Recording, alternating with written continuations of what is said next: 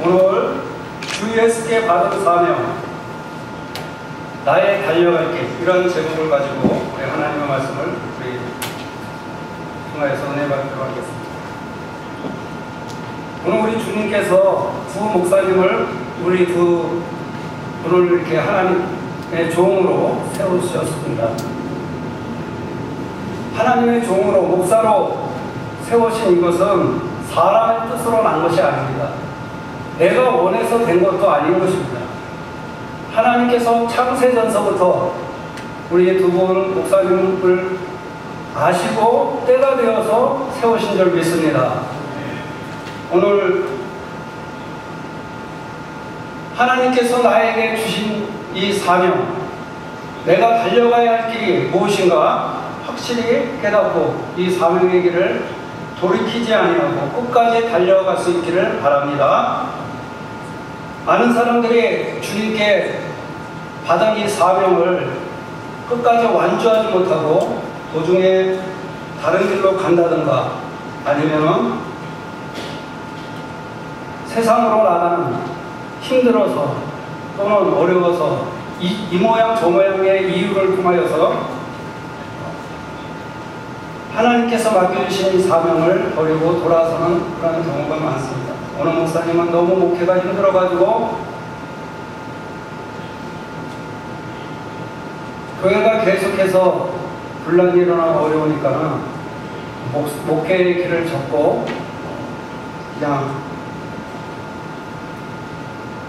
차 딜러의 매니저로 그냥 가온 그런 목사님도 계십니다. 우리가 목회의 길을 걸어가려면 그렇게 순탄하지 않습니다. 형통할 때도 있지만 어렵고 힘들 적도 있다는 것입니다. 그래서 우리가 이 사명의 길을 달려갈 때 놀라운 은혜의 역사도 있습니다. 하나님께서 나를 불러주셨구나 라는 그러한 확증을 주실 때도 있어요. 자, 이런 일들을 통하여서 하나님이 나를 사용하시는구나. 그래서 기뻐질 적도 있습니다. 우리가 이런 큰 승리를, 어떤 때는 조그만 승리를, 큰 승리를 경험할 적이 있는데 그것으로 안주해서는 안 된다는 것입니다. 승리가 있은 후에도 또 다른 시험이 기다리고 있다는 것을 우리는 알아야 됩니다. 주님께 받은 이 사명의 길은 항상 일정하지가 않습니다. 다윗은 큰 승리를 얻었습니다. 골리앗을 넘어뜨리는 엄청난 일을 행하였습니다. 모든 사람들이 다 무서워서 벌벌 떠고 있는 그때에 그 누구도 생각하지 못했던 어린 다윗이 골리앗을 쓰러뜨리는 엄청난 사역의 승리를 거두었습니다.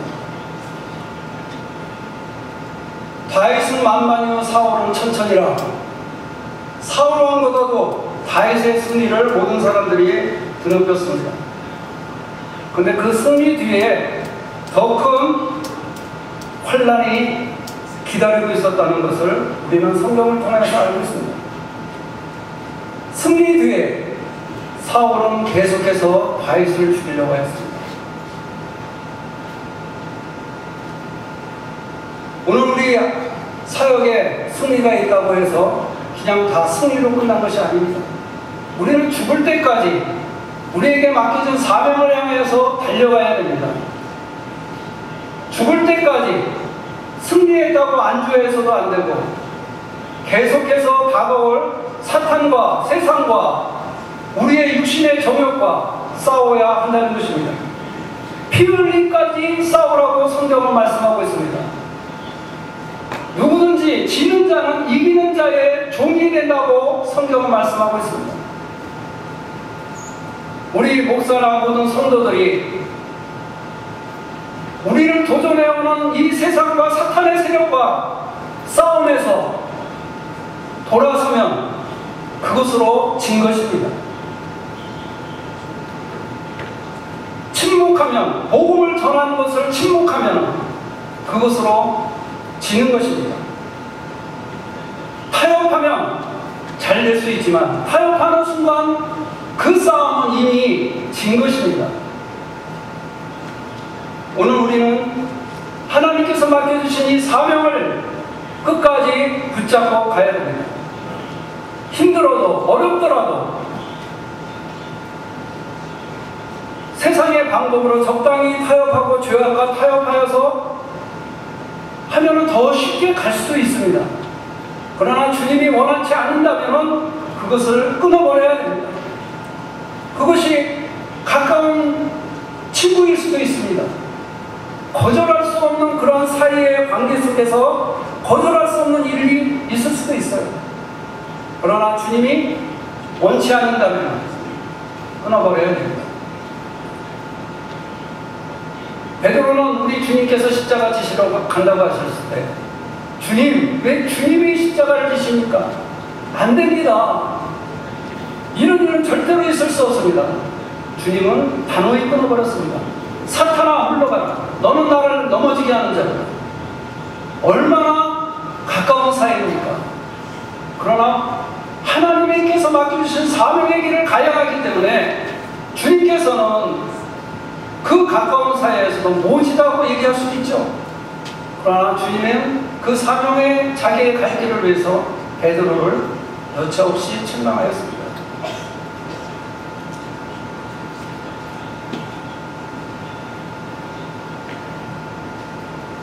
오늘 우리 가는 길이 어떤 때는 가족의 희생이 있을 수 있어요. 자녀들이 왜 아버지는 왜 이 길을 가니까 다른 길 가도 얼마든지 편하게 살 수 있는데 왜 어머니를 고생시키고 가정을 이렇게 희생시킵니까? 라는 원망을 들을 수도 있습니다. 그러나 하나님께서 부르신 이 사명의 길을 돌았으면 그는 실패한 사역자인 것입니다.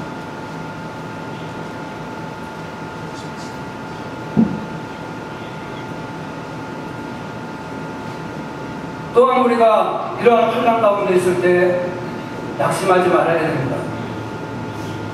이러한 환난 가운데 있어서도 주님은 우리와 함께 하십니다. 할렐루야. 네. 우리 주님은 세상 끝날까지 나의 복음을 위해서 살아가는 그 사람을 떠나지 아니하리라고 했습니다. 세상을 쫓아서 나가는 사람 주님은 쳐다보지 않습니다.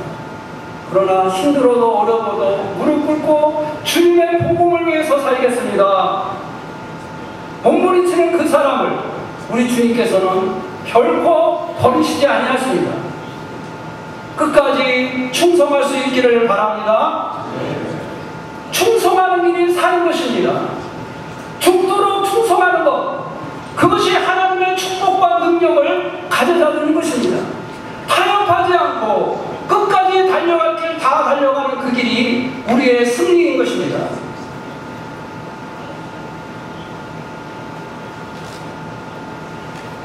주님께 받은 사명은 나의 생명도 조금도 아까워하지 말아야 합니다. 오늘 바울은 이 은혜의 복음을 증거하려면 자기의 생명을 조금도 귀한 것으로 여기지 않는다고 했습니다. 누가 자기의 생명을 귀하게 여기지 않을 사람 누가 있겠습니까? 그러나 복음을 위하여서는 이 생명같이 이 존귀한 귀한 천하에보다 귀한 이 땅의 삶의 생명도 주를 위해서는 기꺼이 드리겠나이다 라는 그러한 결단이 우리에게 있어야 될 줄 믿습니다. 이 땅의 생명은 다 썩어지고 지나갑니다. 그러나 주님을 위해서 드려진 그 생명은 하늘에서 영원한 생명으로 하늘의 별과 같이 빛날 것입니다. 할렐루야. 우리의 소망은 이 땅에 있지 않습니다. 우리의 소망은 장차 다시 오실 우리 예수 그리스도의 주실 그 영광의 면류관이 우리의 소망인 줄 믿습니다. 이 땅의 영광을 다 누린다고 해서 이 땅에서 많은 사람들의 칭찬과 존경을 받는다고 해서 그 사람이 성공한 것이 아닙니다. 많은 부와 영광을 누린다고 해서 그 사람이 성공한 것이 아닙니다. 나의 자녀들이 많은 월급을 받는다고 해서 성공한 것이 아니에요. 하늘나라에서 주님 앞에 인정함을 받지 못한다면 그 인생은 실패한 인생입니다. 그 인생은 성공을 향해서 달려가는 것 같지만 정확하게 우리가 본다면 그 사람은 절망을 향하여서 달려가고 있는 것입니다. 영원한 멸망을 향하여서 달려가고 있는 것입니다. 그것은 확실한 것입니다.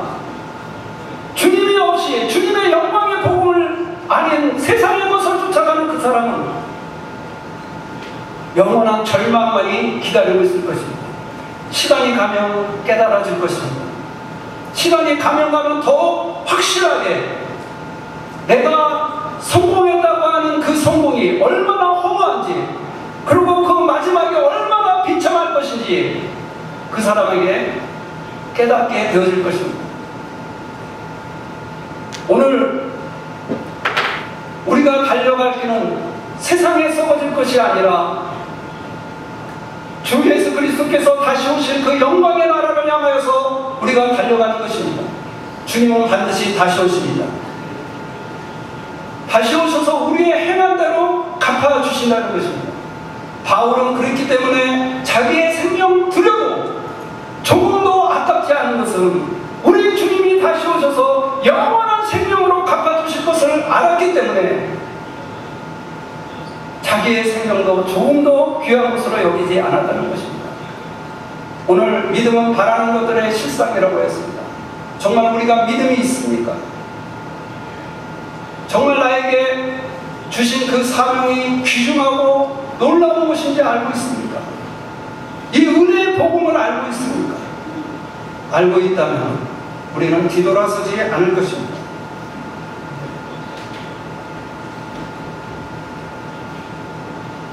우리에게 맡겨진 사명이 무엇입니까? 은혜의 복음입니다. 은혜의 복음.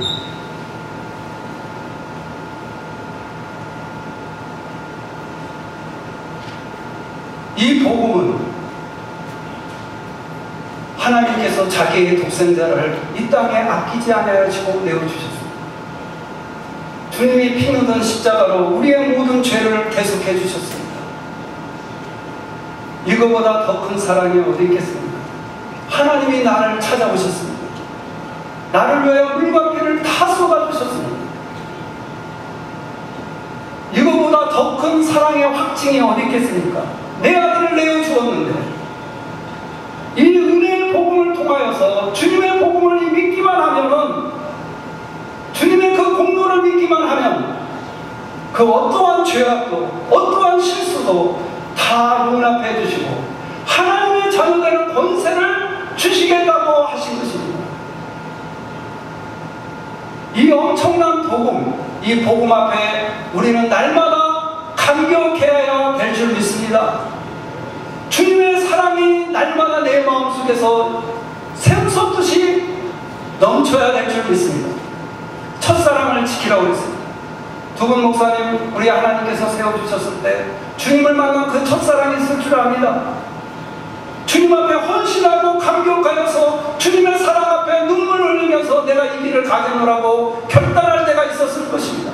그 사랑을 잊지 마시기 바랍니다. 날마다 여러분이 처음 받았던 그 사랑을 날마다 뜨겁게 하시기 바랍니다. 이 은혜의 복음이 내 안에서 흘러 넘치지 아니하면 그 복음을 듣는 사람들에게 무슨 감화와 감동이 있겠습니까? 이 복음을 위하여서 내가 죽어야 됩니다. 내 성질 죽어야 됩니다.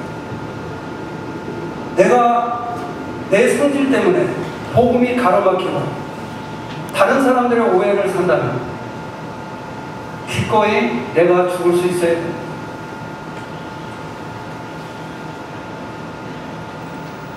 하늘의 미랄이 땅에 떨어져서 죽지 아니하면 많은 열매를 맺지 못한다고 했습니다.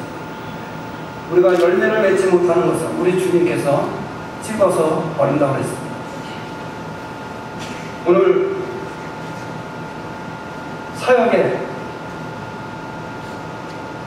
열매가 나의 삶 속에서 그리스도의 향기가, 그리스도의 편지로서의 사명을 감당하고 있는가 우리가 살펴보고 회개하고 다시 일어나서 주님을 쫓아가는, 끝까지 쫓아가는 그런 일들이 있어야 될 줄 믿습니다. 힘들고 어렵습니다. 그러나 포기하지 말아야 합니다. 왜? 하나님께서 우리를 절대로 포기하지 않기 때문에 그렇습니다. 우리가 정말 비천하고 연약하고 쓰러진다 할지라도 하나님은 우리를 포기하지 않습니다. 일어나 나와 함께 가자. 우리 주님 말씀하시는 줄 믿습니다. 겟세마네 기도에서 제자들은 다 졸고 있었어요. 얼마 안 있으면 주님께서 십자가 지실 것을 알고 너희는 나와 좀 함께 같이 좀 기도 좀 해달라. 주님이 당부했어요. 그러나 그걸 지키지 못했습니다. 육신이 연약하였습니다. 주님이 너희가 시험에 들지 않도록 깨어 기도하라, 깨어 기도하라 그러면서 다시 기도했습니다. 그래도 그들은 그것을 이기지 못했습니다. 그러고 일어나셔서 야 너희들은 왜 그러냐, 왜 그 모양이냐 그러지 않으셨어요. 일어나 나와 함께 가자. 주님은 연약한 제자들을 그 육신을 이길 수 없는 것을 알았어요. 마지막 때 주님이 다시 부활하셔서 내가 너희에게 성령을 부어줄 테니까 성령의 권능을 받고 다시 일어나서 복음의 증인으로 살아가라고 우리 주님께서 말씀해 주셨습니다. 그들은 다시 성령의 권능을 받고 마지막 12사도는 다 순교의 제물로 주님 앞에 드려졌습니다. 우리 주님께서는 우리의 모든 것을 이 땅에 되어질 모든 것을 준비하고 우리를 위해서 예배해 놓으신 여호와 이레의 하나님입니다.